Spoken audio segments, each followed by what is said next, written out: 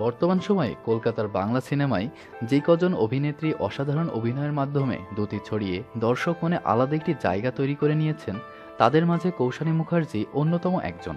গালে তার টুল পড়া হাসিতে অসাধারণ এক মুখশ্রী দেখে আপনি তাকে মোনালিসার আঁকা কোনো ছবি ভেবেও ভুল করে ফেলতে পারেন। সেই সাথে তার দুরন্ত অভিনয় ইতিমধ্যে তাকে পরিণত করেছে কলকাতা সহ বাংলাদেশেরও শত শত যুবকের ক্রাশে। আমাদের আজকের আয়োজনে জানব কলকাতার এই অপরূপ সৌন্দর্যের অধিকারিণী অভিনেত্রীর জীবনের গল্প। সেই সাথে কৌশানী সম্পর্কিত নানান অজানা তথ্য জানতে ভিডিওটি দেখতে থাকুন শেষ পর্যন্ত। কৌশানী মুখার্জি তার ছাত্র জীবনেই মডেলিংয়ের মাধ্যমে অভিনয় জগতে পা রাখেন। কলেজে পড়াশোনার সময় তিনি তার অপরূপ সৌন্দর্যের কল্যাণে মিস বিউটি অব কলকাতা সম্মানে সম্মানিত হন।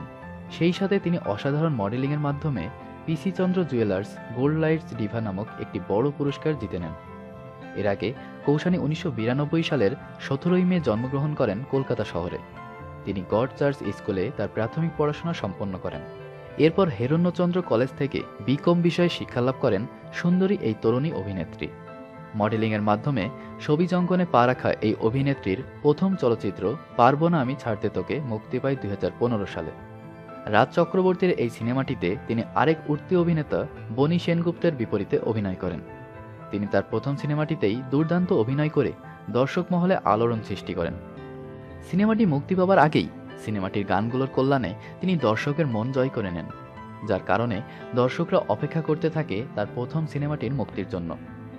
সিনেমা মুক্তির পর স্বাভাবিকভাবেই সফল হবার কথা ছিল, কিন্তু সেটা রীতিমতো পরিচালক রাজ চক্রবর্তীর প্রত্যাশাকেও হার মানিয়ে দিয়েছিল। সেই সিনেমাটি মুক্তির পর তাকে আর পিছু ফিরে তাকাতে হয়নি, যার কারণে তার পরের বছরই সুযোগ মেলে দেব, অঙ্কুশ, যিশু, নুসরাত মিমিদের সাথে কাজ করার। কৌশানী অভিনীত কমেডি টাইপের সেই সিনেমাটির নাম ছিল কেলোর কীর্তি। এই সিনেমাটিতে লাভলি লাভলি গানের মাধ্যমে কৌশানী আরও জনপ্রিয়তা লাভ করেন। 2017 সালে আরও দুটি ছবিতে কাজের সুযোগ পান কৌশানী।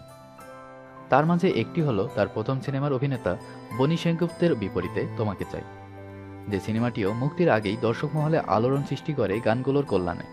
প্রায় সবগুলো গানেই কৌশানী ও বনির অসাধারণ রসায়নে মন ধরে যায় সিনেমা প্রেমীদের। একই বছর তার অন্য সিনেমাটি ছিল জিও পাগলা। ব্যবসা সফল এই সিনেমাটিতেই বনির সাথে সাথে তিনি সোহম ও শ্রাবন্তীর সাথে কাজ করার সুযোগ পেয়ে যান।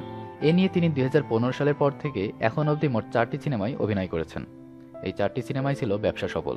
সেই সাথে এই 4টি সিনেমাই তাকে এনে দিয়েছে যথেষ্ট পরিমাণ খ্যাতি, সম্মান ও জনপ্রিয়তা। বর্তমান সময়ের কলকাতার উঠতি অভিনেত্রীদের মাঝে অন্যতম প্রতিভাবান এই অভিনেত্রীর প্রিয় খাবার চিকেন তান্দুরি। সেই সাথে মুখরোচক খাবার হিসেবে তিনি ভুট্টা খেতেও প্রচণ্ড ভালোবাসেন। নতুন নতুন বন্ধু বানানো, বন্ধুদের সাথে ঘুরে বেড়ানো কৌশানীর অন্যতম একটি নেশা। বৃষ্টিপ্রেমী মিষ্টি এই অভিনেত্রী বৃষ্টি হলেই ভিজতে ঘর থেকে বের হয়ে যান। এখনও প্রকৃতির মাঝে হারিয়ে যেতে কৌশানী খুবই পছন্দ করেন, তাই বনবনানী দেখতে দীর্ঘ ভ্রমণে বের হন। কলকাতার ছবিতে অভিনয়ের মাধ্যমেই ভারতের বাইরে বাংলাদেশেও বেশ জনপ্রিয়তা অর্জন করেছেন কৌশানী। একবার একটা কোমল পানীয়র বিজ্ঞাপনে কাজ করার সুযোগে ঘুরে গেছেন বাংলাদেশেও। কৌশানীকে মিষ্টি হাসি এবং অভিব্যক্তিপূর্ণ মুখের জন্য অভিনেত্রী হিসেবে পছন্দ করেন পরিচালক রাজ চক্রবর্তী। সেই কারণেই কৌশানী যেমন উঠে এসেছেন একজন সম্ভাবনাময় অভিনেত্রী হিসেবে, তেমনি পরিচালক হিসেবে রাজ চক্রবর্তীর মতো অনেকেই পেয়েছেন একজন প্রতিভাবান অভিনেত্রী। কৌশানী তার কাজের প্রতি খুবই সিরিয়াস থাকেন, নিজের ফিটনেস ও সৌন্দর্য ধরে রাখতে কঠোর পরিশ্রম করেন।